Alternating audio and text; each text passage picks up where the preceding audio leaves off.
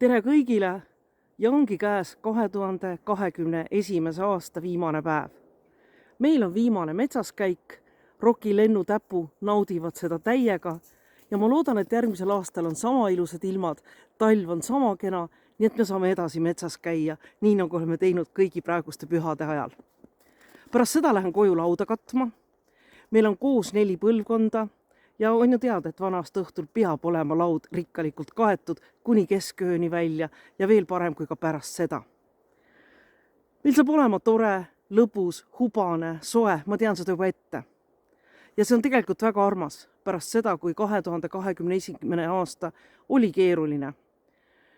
Oli ikka veel pandeemia aasta, oli mitmeid ebameeldivaid üllatusi, oli raskusi ja võib-olla täna õhtul ongi tore see kõik hetkeks ära unustada ja mõelda järgmisele aastale, mõelda sellele toredale, mis 2021. aastast kaasa võtta on. Ja need on eelkõige inimesed, kes on meile kõige kallimad. Ma loodan, et te saate tähistada vana aasta lõppu koos oma lähedastega, mitte suurtel pidudel, vaid kodus väikese perekondliku laua taga.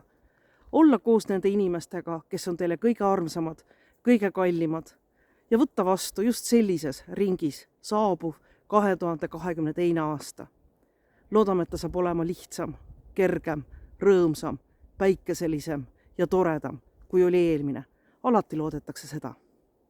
Mina ka soovin teile toredat vana aasta lõppu ja head uut aastat ja tööasjadest räägime juba jaanuaris, kui Euroopa Parlament jätkab oma tööd.